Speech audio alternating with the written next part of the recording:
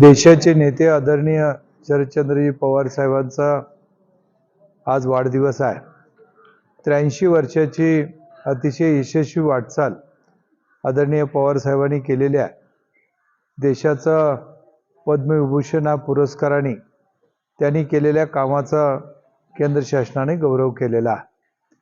पवार साहेबांचं व्यक्तिमत्व देशाच्या आणि राज्याच्या पातळीवरती केलेलं मोठे योगदान हे खऱ्या अर्थानं पवार साहेबांच्या बद्दल कृतज्ञता व्यक्त करणं आणि पवार साहेबांच्या जीवनपटाचा अभ्यास करून त्यातून स्फूर्ती घेणं, त्यांचा आदर्श म्हणून समोर ठेवणं, यासाठी खरं तर आम्ही हा वाढदिवस साजरा करतोय।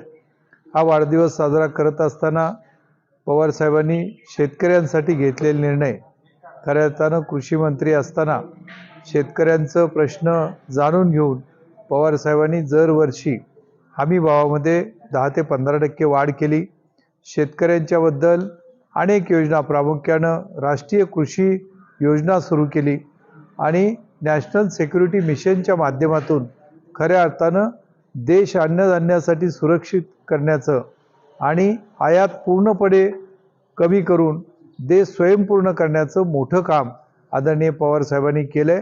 त्यासाठी शेती क्षेत्रामध्ये जे संशोधन आणि जे तंत्रज्ञान आहे त्याचा प्रसार आणि प्रचार करण्याचं मोठं काम पवार साहेबांनी केलंय। पहिल्यांदा पवार साहेबांच्या काळामध्ये कृषी क्षेत्रामध्ये जे संशोधन होत होते त्याला जास्तीत जास्त निधी उपलब्ध करून दिला होता आणि त्याचबरोबर कृषी विज्ञान केंद्र आहेत ज्या माध्यमातून शेतकऱ्यांच्यापर्यंत कृषी तंत्रज्ञान शेतकऱ्याच्या बांधापर्यंत जावं असा प्रयत्न करण्यात आलेला होता। दुष्काळाच्या कालावधीमध्ये शेतकऱ्यांसाठी घेतलेले पवार साहेबांचे निर्णय खऱ्या अर्थानं दूरगामी परिणाम करणारे ठरलेले आहेत आणि शेतकऱ्यांसाठी जी काही संजीवनी द्यायची आहे त्यासाठी 73,000 कोटी रुपयाचं कर्जमाफीचं योजना ही पवार साहेबांच्या काळामध्ये आलेल्या आहे। त्याचबरोबर सामाजिक प्रश्न आहेत ज्याच्यामध्ये डॉक्टर बाबासाहेब आंबेडकरांचं मराठवाडा विद्यापीठाला नाव देणं असेल किंवा इतर काही प्रश्न आहेत, महिलांच्याबद्दल घेतलेले निर्णय आहे ते खऱ्या अर्थानं दूरगामी परिणाम करणारे आहेत। आज आपण पाहतोय स्थानिक स्वराज्य संस्थांमध्ये 50% महिलांचा जो सहभाग आहे तो केवळ आणि केवळ पवार साहेबांच्यामुळे आहे ही वस्तुस्थिती आहे आणि महिलांना आज जो सन्मान मिळाला आहे त्यांना ज्या पद्धतीनं समाजामध्ये एक चांगली वागणूक दिली जाते त्याच्यामध्ये पवार साहेबांचा मोठा वाटा आहे। मग कृषी क्षेत्र, शिक्षण क्षेत्रामध्ये रयत शिक्षण संस्थेचे साहेब अध्यक्ष आहेत आणि रयत शिक्षणामध्ये गुणवत्ता वाढण्यासाठी अनेक उपक्रम हातामध्ये घेतलेले आहेत।